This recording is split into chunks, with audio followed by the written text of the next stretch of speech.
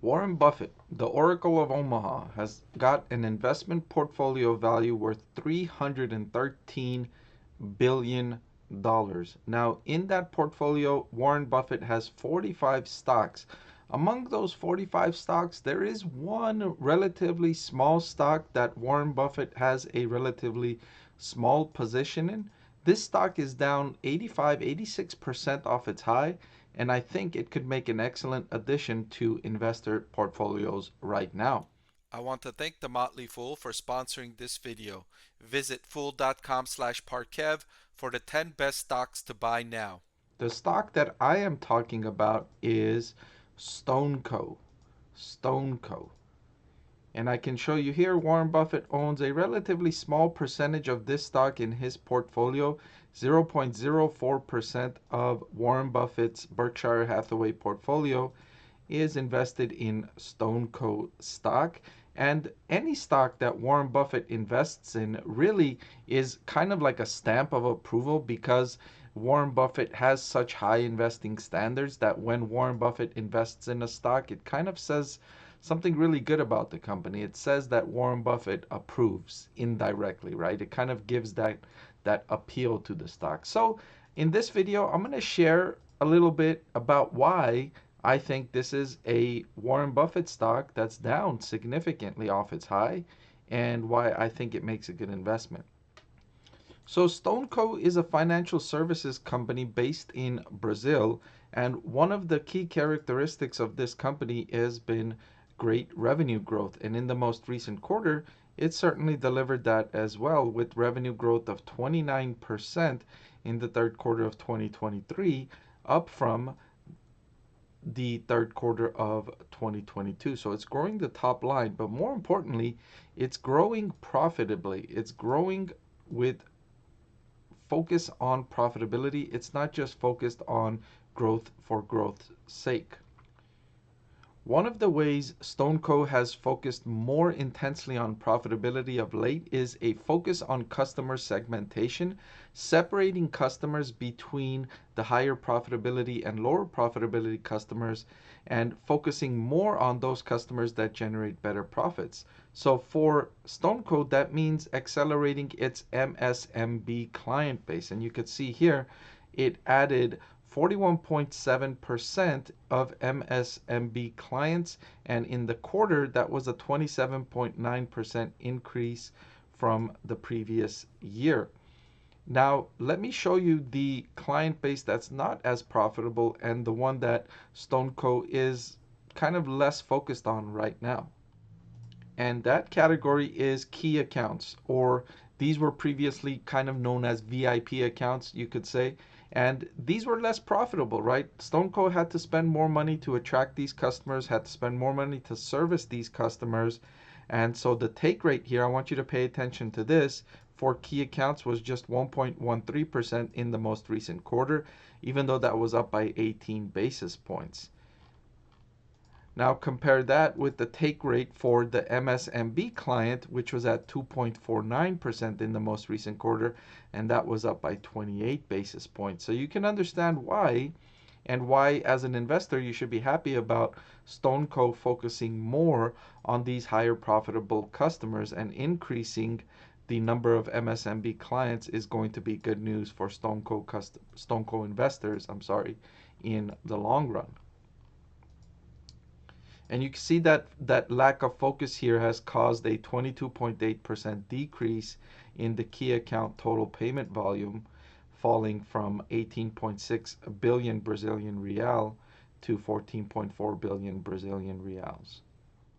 And so with this focus on the MSMB clients, these are typically smaller customers, which there are more of, and so it's been able to grow faster. You can see the banking active client accounts has grown by 3.4x year over year, from 561,000 up to 1.932 million. So nice growth in accounts. But the key thing is that as accounts grow, you usually get impacted at the average revenue per active account, which has fallen consecutively. You can see from 44.45 Brazilian reals per month per client, that's fallen to 25. That's usually the case when a business adds new customers. It takes time for the new customers to ramp up their usage of the new software, of the new platform, and get acquainted with it and move more spending on that new platform. And so this is understandable. I would like to see this, start to move upward in the next few quarters, or at least stop the downtrend and keep it at 25 for a little while before accelerating higher as these active customers get used to the new software, the new platform. One thing I'm a little bit concerned with Stoneco is that it's increasing its credit portfolio, increasing the lending. The credit offering is extended to a larger number of clients while they say they're maintaining credit risk standards. The reason I'm concerned about this is globally, the macroeconomic environment is not headed in a stronger direction. It's headed to a weakening direction as central banks around the world have raised interest rates and developing economies' growth rates are slowing. The US economy, for instance, grew at a 5% GDP in the in the third quarter, and in the fourth quarter is expected to grow at just a 1% GDP. And for 2024, it's forecasted to also grow at just 1%. And so with such a large economy like the United States growing so slowly, that's going to impact global growth and it's going to slow down global growth since the US consists so much of the world growth. And so in that environment, I would not want to be extending or growing my credit portfolio. I would look to maintain or decrease rather than increasing. So this is something I'm going to be looking out for with Stoneco. However, I will say that Stoneco management has done an excellent job of using revenue growth to deliver economies in scale. And what economies in scale demonstrate to investors is that as revenue grows, more of that incremental revenue will flow to the bottom line. So let's say in 2023, if $100 in revenue leads to $10 in net profit, in 2024, $100 in revenue will lead to $15 in net profit because of economies in scale, because the revenue grows while expenses stay relatively flat. And so that way it delivers better profitability.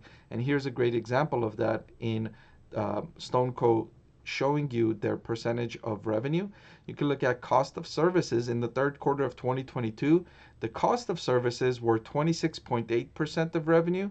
That fell to 24.6% of revenue in the third quarter of 2023. So a nice 220 basis point improvement. Same can be said for administrative expenses, which fell from 10% of revenue to 7.8% of revenue, another 220 basis point improvement. Selling expenses from 15.4 to 14.1, a 130 basis point improvement.